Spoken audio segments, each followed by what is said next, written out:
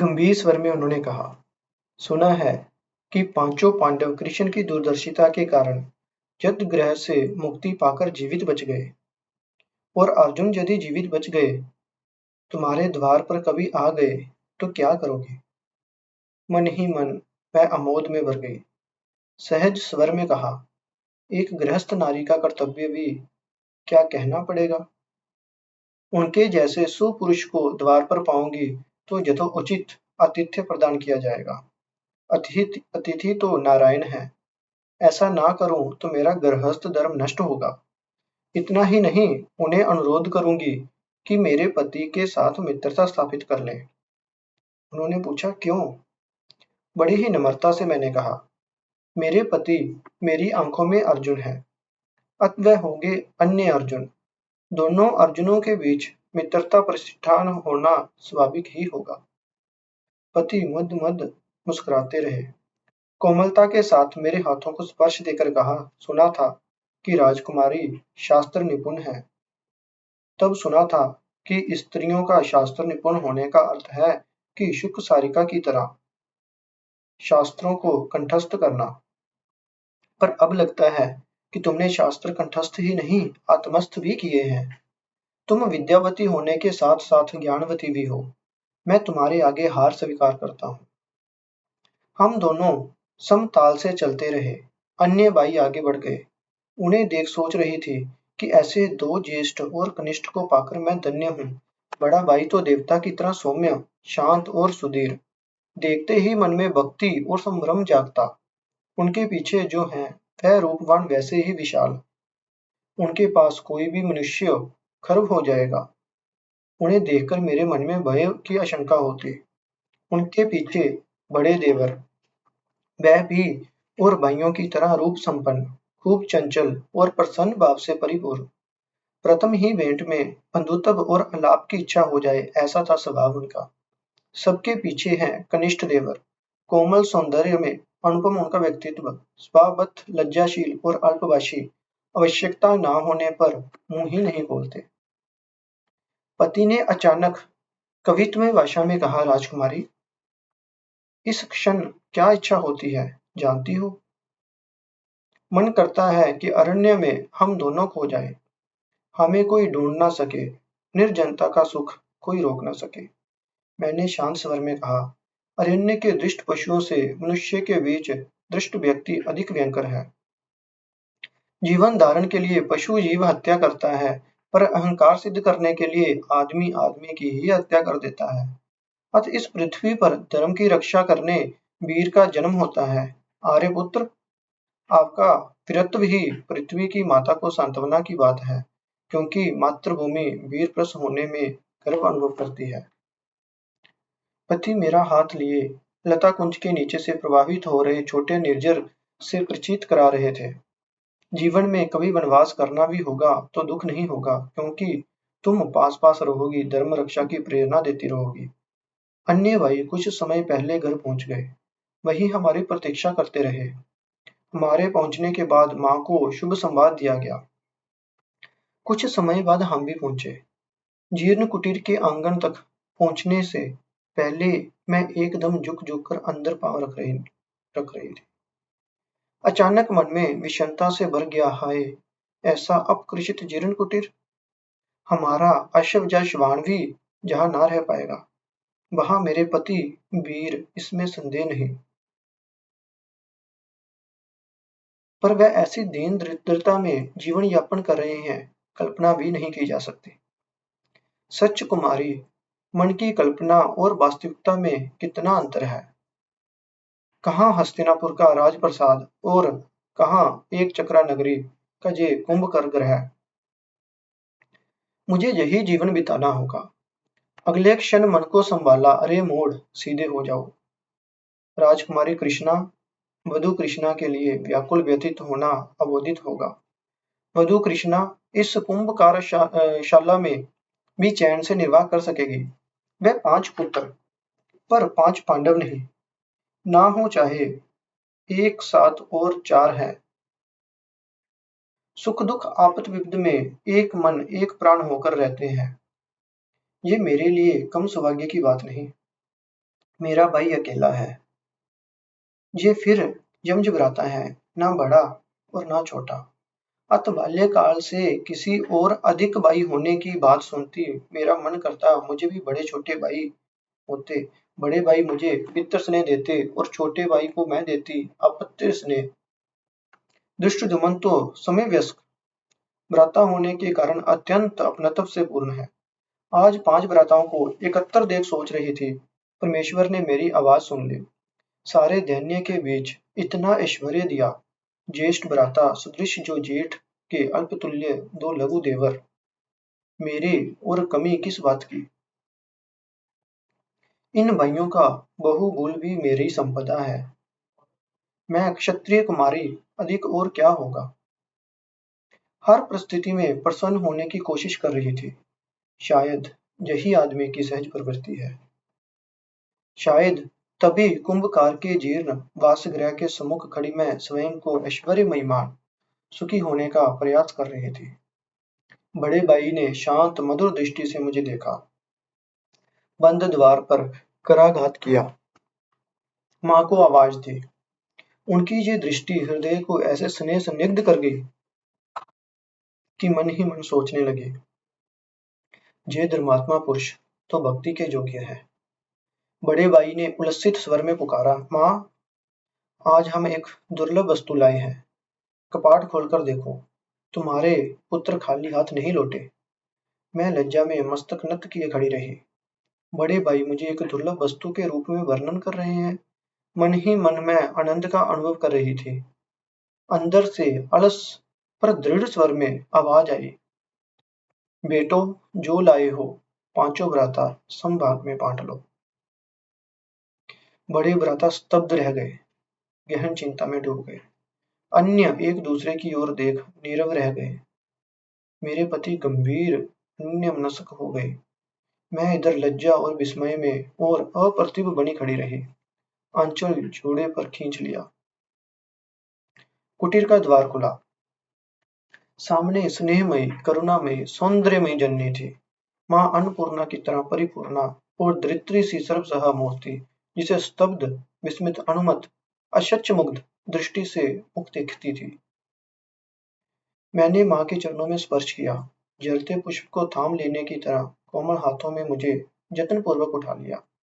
क्षीण अथच अनुपतम स्वर में कहा, मैंने जी क्या कह दिया? मैंने तो सोचा था बेटा भिक्षान संग्रहण कर लौटे हैं, पर ये तो दिव्य सुंदर राजकन्या है। बड़े भाई ने नतमस्तक होकर कहा, हाँ माँ, ये द्रुब्ध नंदिनी राजकन्या कृष्णा है। स्वयंवर की शर्त के अनुसार लक्ष्य वेद कर तुम्हारे मध्यम पुत्र ने इन्हें प्राप्त किया है। विवाह पूर्व तुम्हारा आशीर्वाद प्राप्त करने आई है। हे भगवान, जी क्या हुआ? अब क्या होगा? यदि मेरी बात नहीं रखोगे तो मेरे वचन मिथ्या होंगे, मेरा घोर अपमान होगा। जननी के वचन अन्यथा करने पर तुम लोग धर्मद्रोही बनोगे और वचन पालन करने पर द्रौपदी से ब्याह करते हो तो द्रौपदी का अपमान होता है। इसकी लज्जा की सीमा ही नहीं रहेगी। अब क्या करें जिससे वचन भी रहे और धर्म की भी रक्षा हो, उधर द्रौपदी के सम्मान पर भी आंच न आए। बड़े भाई ने कहा, माँ, तुम्हारा आदेश पालन करना हमारे जीवन का प्रथम और परम लक्ष्य होगा। तुम्हारे वचनों की रक्षा हो, हम सब द्रौपदी से विवाह करेंगे। संभवत अन्य भाइयों ने मौत स्वीकृति दे दी थी। मेरे पति नीरव अथच विषण मना देखे। मैं अंदर ही अंदर विद्रोह कर उठी।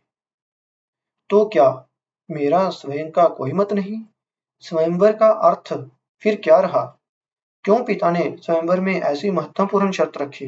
इन भाइयों ने मुझसे विवाह की कौन सी शर्त पूरी की है? मैं एक के गले में वर्णमाला दे चुकी है। न्यायत धर्मत वह ही मेरे पति हैं।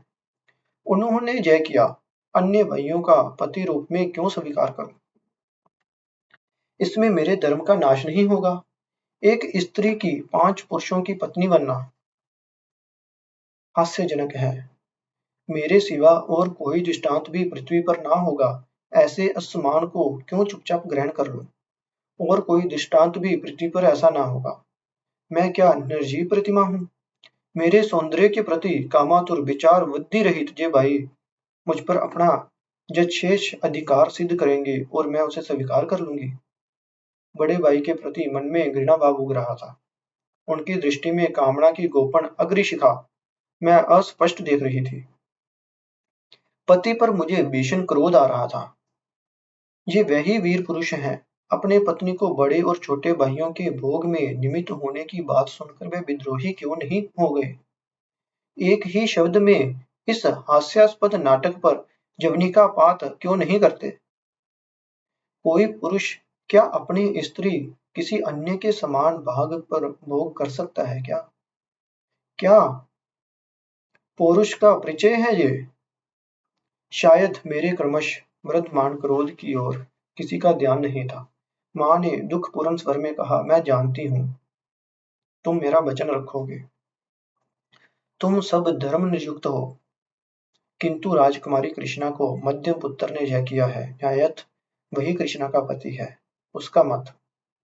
बड़े भाई ने उदार स्वर में कहा, बात सत्य है, उसने ही कृष्णा को प्राप्त किया है। अत कृष्णा का पानी ग्रहण करने की बात पर वरन हम माँ के वचनलंघन के भागी हों और वह कृष्णा से विवाह करे, यही जगत का न्याय है। अत भाई तुम ही समस्या का समाधान करो। मेरे पति ने अधोमुख होकर स्पष्ट स्वर में जो कहा, जो माँ का निर्देश उनके मुख से निकला, जो एक बार आपने स्वीकार किया, वही मेरा धर्म। मैं अकेले कृष्णा को ग्रहण कर सुखी होता, किंतु इससे धर्मद्रोह होगा, क्योंकि माँ के वचन और आपके वचनों को उल्लंघन मुझे करना होगा। पर आप भी कह चुके हैं कि कृष्णा से हम विवाह करेंगे। मैं इसमें असमत होकर पाप का भागी नहीं बनना चाहता।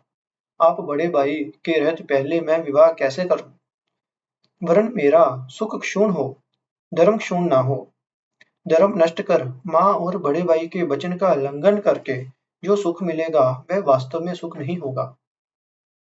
इससे मन को निर्मल संतोष नहीं मिलेगा। अत हम सब समान भाव से राजकुमारी का भोग करेंगे।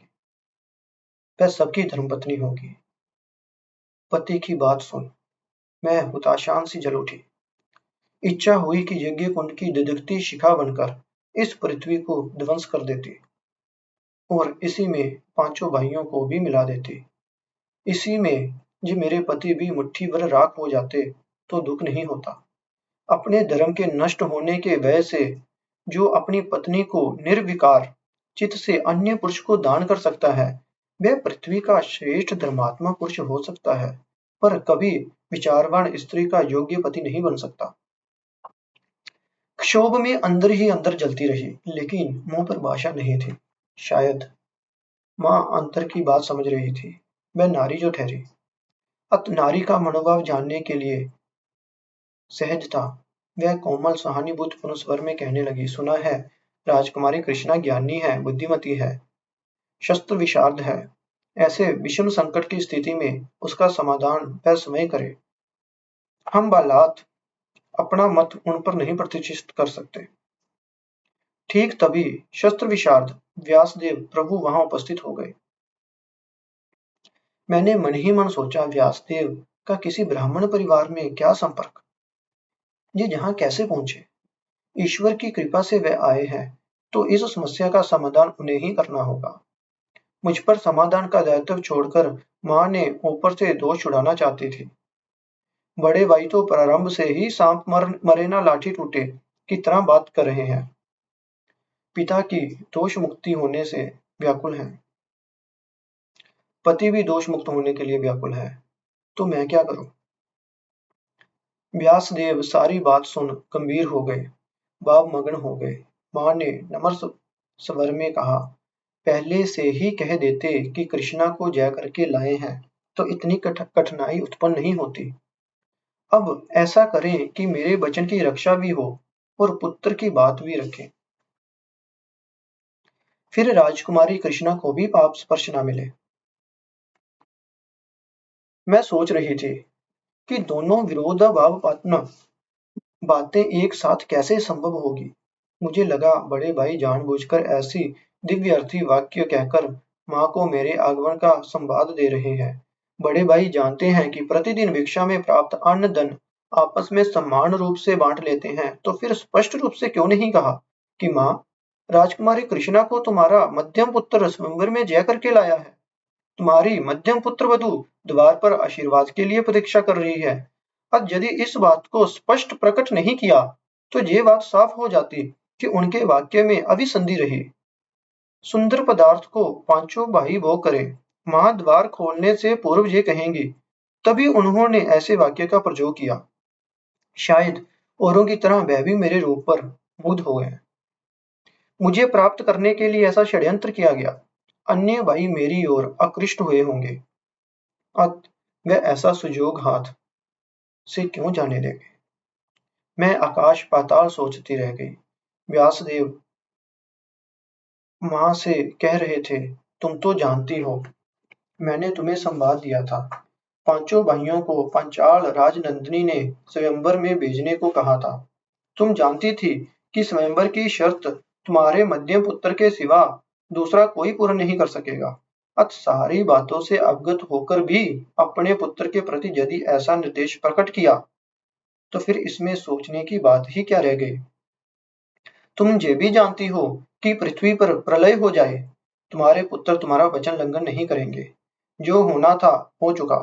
अब अनुशोचना करने से कथित वचन प्रवर्तित नहीं होगा।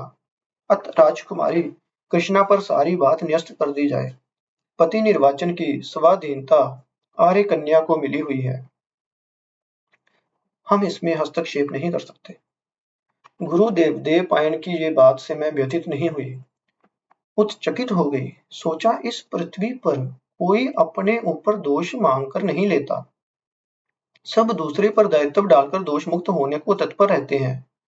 माँ क्या कहती, बड़े भाई क्या चाहते, गुरुदेव क्या चाहते हैं, मैं जानती हूँ। मैं स्पष्ट कर देना चाहती हूँ कि मेरा पति एक ही है। उसी ने मुझे जीता है, उसी को मैंने वरण किया है। पर इसमें माँ का वचन नहीं रहेगा। भाई माँ के वचन का उल्लंघन करने में दोषी होंगे। मेरे पति भी उसी पाप के बागी होंगे, वरन अधिक दोष लगेगा मेरे पति को। ऐसे में मैं क्या पति के साथ सुख से संसार बसा सकूंगी? पहले ही माँ और बड़े भाई के वचन ना रखने के अपराध में सबके द्वेष का पात्र बनूंगी। अंत में मेरे पति भी दोष देंगे कि मैंने मातृद्रोही बनाया उन्हें। ऐसे में अपने मन की बात स्पष्ट कहूंगी कैसे? ऐसा ना हुआ तो दूसरी बात ग्रहण कैसे कर सकती हूँ? एक नारी के लिए 5 पति का वर्ण करना दृष्टांत नहीं है। इससे स्त्री जाति का यश नहीं बढ़ेगा, वरन भविष्य के लिए द्रौपदी निंदित, लांछित, घृण्य व्यक्तित्व की नारी बनकर पृथ्वी के इतिहास में रह जाएगी। यहाँ तक कि कलयुग में अनेक पुरुषों वाली भ्रष्टा नारियों को सब इस युग की द्रौपदी कह मेरा उपहास उड़ाएंगे। वह क्या समझेंगे कि किस परिस्थिति में पांचाली पंचपुरुष की नायिका बनी। औरों का धर्म रखने, सत्य रखने में मैं क्यों निंदित बनूं? उन्होंने तो बेटों को पांचाल भेजा था, जानती थी कि उनका मध्यम पुत्र मुझे अवश्य जीतेगा। फिर ऐसी बात के पीछे उनका क्या उद्देश्य था? हर माँ चाहती है कि उसकी पुत्र वधू रूपवती हो, ज्ञानवान हो, विद्या बुद्धि संपन्न हो या ना हो, चरित्र संपन्न हो, सती साध्वी हो, पदन की तरह एक पति के ध्यान में जीवन यापन करे। पर ये कैसी विपरीत बात है? अपने वचन की रक्षा के लिए कैसे अपनी पुत्रवधू को पंचपति वरण का इंगित दे रही है? लगा बात इतनी सरल नहीं, इसके पीछे कोई ना कोई गूढ़ रहस्य है। शायद कोई महत्तर उद्देश्य हो, पर उद्देश्य इतना महत्तर हो, मैं कैसे पंचपति का वर्ण करूं? मैं तो एक को ही वर्ण कर चुकी हूँ। मन ही मन कृष्ण का स्मरण हो आया। मन का सारा क्षोभ उनके पास उड़ेल दिया। सोचा, यदि वह उपस्थित होते तो इस विषम संकट में मेरा उद्धार करते। ये सब मेरे द्वारा अपना अपना उद्देश्य साबित करना चाहते हैं, पर पकड़ाई में आना नहीं चाहते। किंतु कृष्ण वैसे नहीं है। इंगित में ही वह कह देते कि मुझे क्या करना उचित होगा। अपना स्त्री धर्म मेरे लिए बड़ा है या माँ का वचन? पति और उनके भाइयों की धर्म रक्षा मेरे लिए बड़ी है स्वयं और औरों की धर्म रक्षा के लिए बलि देना मेरा कर्तव्य है, या अपना आत्मसम्मान और आनंद पाने के लिए एक पतिव्रत मेरा कर्तव्य है? मैं स्वयं ही नहीं समझ पाती, मन ही मन सोचने लगती है। गोविंद, तुम्हें तो सखा रूप में ग्रहण किया है, तुम्हारे आगे स्वयं को अर्पित किया है। आर्यव्रत में तुम ही सबसे ज्ञानी हो, गुणी विचारवान हो। तुम क्या नहीं जानते थे कि जे ब्राह्मण अपने धर्म यज्ञ में कृष्ण को बलि देने के लिए ऐसा नाटक करेंगे? तो तुमने वह इंगित क्यों नहीं किया? अब मैं क्या करूं? कभी कभी अचानक ऐसा घट जाता है। स्मरण करते ही द्वार पर कृष्ण और बलराम उपस्थित। माँ को प्रणाम किया। माँ ने स्नेहपूर्वक दोनों को कोलाग्रत किया। कृतज्ञतावश कहा, गोविंद, तुम्हारी अशेष दूरदर्शिता के कारण हम दुर्योधन के उस षड्यंत्र से बच सके। राजकुमारी कृष्णा भी प्राप्त हुई। अब कृष्णा को लेकर विषम परिस्थिति में है। क्या करें कि सबका धर्म रहे? तुम ही बुद्धि बताओ। है, मेरा समग्र शरीर रोमांच से भर गया। आनंद, विस्मय और आशातीत सुख की कल्पना में भी मूढ़ हो गई। तो मध्यम पांडव अर्जुन ने ही मुझे जय किया है, जिनके पास मैंने स्वयं को अर्पित किया था। मैं उन्हें ही प्राप्त हुई। तो गोविंद ने सब कुछ जानबूझकर ऐसा नाटक रचा। अन्य के सुख दुख के लिए नाटक रचना करने में गोविंद सिद्धहस्त है। कैसे कृतज्ञता प्रकट करूं? वहां कृष्ण के मुख पर कुटिल मुस्कान थी। वर्णवरिणी कृष्णा की ओर कौन आकृष्ट न होगा? जो आकृष्ट नहीं होगा वह या तो पुरुष नहीं, या कलीव, या जड़। कृष्णा के लिए तो अब समग्र भारत में घोर विवाद का सूत्रपात हुआ। अर्जुन कृष्णा को प्राप्त कर चुके हैं, अत अन्य समस्त राज्य वर्ग असहिष्णु हो उठे। ईर्ष्या एवं विफलता की ग्लानि में वह विद्रोह का सूत्र खोज रहे हैं। उनका दोष क्या है? कृष्णा को एक बार जिसने देखा, वह उसे पाए बिना शांति कैसे पा सकता है? इन पांचों पांडवों में व्रत विवाद भविष्य में उपजने की संभावना है। लज्जावश मुंह पर कहने से भी धर्म को साक्षी रख कौन कहेगा कि कृष्णा के प्रति वह आसक्त नहीं है? सिर्फ अर्जुन को ही कृष्णा मिले तो ईर्ष्यावंत नहीं होंगे। भीम, क्या तुम मन ही मन अपनी राक्षस पत्नी हिडिंबा की तुलना कृष्णा के साथ कर अपने भाग्य को नहीं धिक्कारते? अर्जुन से ईर्ष्या नहीं होती, वरन माँ के मुंह से अनायास ऐसा कोई वाक्य निकल गया, वह सबके लिए मंगलप्रद होगा। युधिष्ठिर ने इन सारी बातों का विचार कर सबका धर्म रखने और पृथ्वी पर धर्म स्थापना के लिए ऐसी परिस्थिति उत्पन्न कर दी। वास्तव में पांचों पांडव में एकता न रहने पर दुष्ट दुराचारी शत कौरवों का दमन संभव नहीं होगा। एकता ही सफलता और संगठन का मूल मंत्र है। स्त्रियों को लेकर परिवार की एकता नष्ट होती है। अत युधिष्ठिर ने पंच पांडवों के बीच एकता बनाए रखने के लिए कृष्णा को सबकी अर्धांगिनी करने की बात सोची है। इसमें और क्या कहना? मैं तो 5 भाइयों का दायित्व ना ले सकूंगी, तो दायित्व ले विचारा करे, उसके लिए संभव है या नहीं? मेरी महनीयता, ज्ञान, विचार, बुद्धि और सतीत्व सबकी प्रकाष्ठा परखने के लिए मेरे सामने एक आह्वान पर उपस्थित था। कैसी विषम परिस्थिति है। मैं आनंद से भरी थी कि अर्जुन को ही पति रूप में प्राप्त कर लिया, परंतु विचलित थी कि अर्जुन के साथ पंचपति का वर्ण करना पड़ेगा।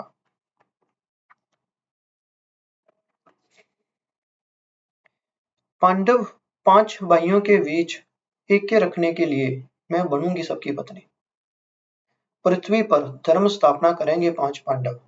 वह एक ना हुए तो पृथ्वी पर धर्म की पराजय निश्चित है। अतः मेरी भूमिका स्पष्ट थी। कभी प्रभु श्री राम पृथ्वी पर अवतीर्ण हुए थे धर्म स्थापना के लिए। वह भी 4 भाई थे। सती सीता को तब ऐसी परिस्थिति का सामना नहीं करना पड़ा। राम, लक्ष्मण, भरत, शत्रुघ्न के बीच एकता रखने के लिए सीता ने चारों भाइयों से विवाह क्यों नहीं किया? शायद वह जगजननी थी, मां लक्ष्मी थी, और मैं साधारण मर्त्य की मानवी। तभी तो मेरी ये परीक्षा है, मेरा ये विडंबना पति निर्वाचन। सीता को पत्नी रूप में ना पाकर भी लक्ष्मण, भरत, शत्रुघ्न आदि राम के अनुचर भ्राता हुए। मेरे व्यतिरेक पांडव पांचों भाई परस्पर एक दूसरे के प्रति अनुगत क्यों नहीं रहेंगे? सती सीता ऐसी परिस्थिति में पड़ती तो क्या करती? शायद वह धरित्री माँ से शरण मांगती, कहती, माँ धरित्री, तुम मुझे गोद में स्थान देकर मेरी लज्जा दूर करो। परंतु मैं सीता की तरह सहिष्णु, सर्वसहा नहीं हूँ। आवश्यकता होने पर मैं विप्लव कर सकती हूँ, प्रतिहिंसा भी ले सकती हूँ। मैं शीघ्र सिद्धांत पर पहुंच गई। सब मेरी ओर दृष्टि किए थे। कृष्ण के इंगित से मैं इतना समझ गई थी कि बृहत्तर स्वार्थ के लिए क्षुद्रतर स्वार्थ की बलि दी जा सकती है। मैं यदि पंचवटी वर्ण नहीं करती हूँ तो सती के रूप में यश की वृद्धि होगी, पर इससे माँ के वचन की रक्षा नहीं होगी। पांडव सत्य की रक्षा नहीं कर सकेंगे। पृथ्वी पर धर्म स्थापना में विघ्न होगा। अथ स्वयं मैं निज को बलि दे सकती हूँ। मैं याज्ञसानी, धर्म रक्षा के लिए मेरा जन्म, इस नश्वर देह के लिए लोहातुर हो। यदि पांडव जैसे वीर पुरुष मां के पास सत्यवध हो चुके हैं तो मैं उनके धर्म यज्ञ में ये देह आहुति बने। वास्तव में ये देह क्या है, कहां से आती है, कहां जाती है, मैं क्या जानती हूँ? वह देह तो मैं नहीं, मेरे हाथ पांव, अंग प्रत्यंग तो कृष्णा नहीं, मेरे शरीर का कोई एक अंश तो कृष्णा नहीं। तो इस शरीर को सभी प्राप्त कर सुखी हो। सत्य की परिभाषा क्यों? मैं जानती हूँ कि पति के प्रति विश्वस्त बनकर रहना ही सतीत्व है, तो मुझे पंचपति के पास विश्वस्त बनकर रहना होगा। स्वयं को एक पास अर्पित करते समय पूर्णतः समर्पित होना होगा। यदि ऐसा नहीं हुआ, किसी के पास समर्पित हो पाता है या नहीं, वह स्वयं नहीं जान पाता। अतः मैं यदि इस कारण अस्थि बनती हूँ तो कोई दुख नहीं। 5 भाइयों को पति रूप में पाने में अर्जुन को भी पति रूप में पाऊंगी। यही मेरी सारी ग्लानि, दुख दूर करने में ज्येष्ठ था। मैंने स्थिर स्वर में कहा, पंच पांडवों को पति रूप में ग्रहण करने को मैं प्रस्तुत हूँ। माँ का मुख उज्जवल हो उठा, आशीर्वाद दिया, यशस्विनी बनो। आगामी युग के नर नारी पंचपति वर्ण करने वाली पांचाली का कैसे यशोगान करेंगे, यही सोचकर अन्यमनस्क हो गई, अपनी चिंता में म्लान हो गई। मेरे जीवन की सभी घटनाएं तो नाटकीय हैं। आज से जीवन के शेष क्षण तक 5 भूमिका में उतरना होगा। पंचपति के व्यक्तित्व और रुचि के अनुरूप अपना ये पंचतत्व निर्मित शरीर और मन प्रस्तुत करना होगा। उस दिन कुंभकार गृह में मेरी प्रथम रात्रि पति के साथ साथ सास के साथ। कोठरी सिर्फ एक, तृणशय्या पर क्रमान्वये मैं सो गए पांचपति। सांस सो गई, बेटों का मस्तिष्क स्पर्श कर शैया के उद्रव भाग में मेरी शैया पतियों के पैरों के पास थी। मेरे पंचतत्व की काया का तकिया बनाकर 10 पांव उस पर स्थापित होंगे। यही होगा मेरा उपयुक्त स्त्री धर्म। आज के लिए इतना ही।